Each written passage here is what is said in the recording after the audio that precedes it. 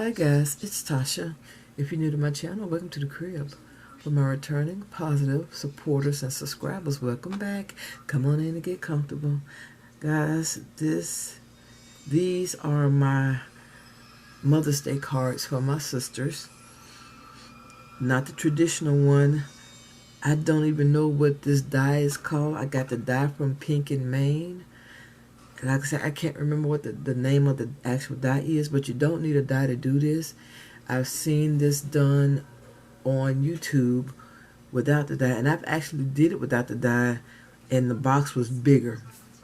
But this is a really easy project with or without the dye, actually. I got them in 5 different colors: a orangey coral color, pink, purple, yellow, and green. They all will fold flat like so, and I could put it into an envelope and ship it or mail it, and then they just have to fluff them out like this. A lot of these things like this right here, I just kind of stuffed them in because I didn't want to throw the little pieces away. I had a die, and I have a die that cuts the grass. So I got grass in here as well. I don't know if you'll be able to see it. Hopefully you can see that.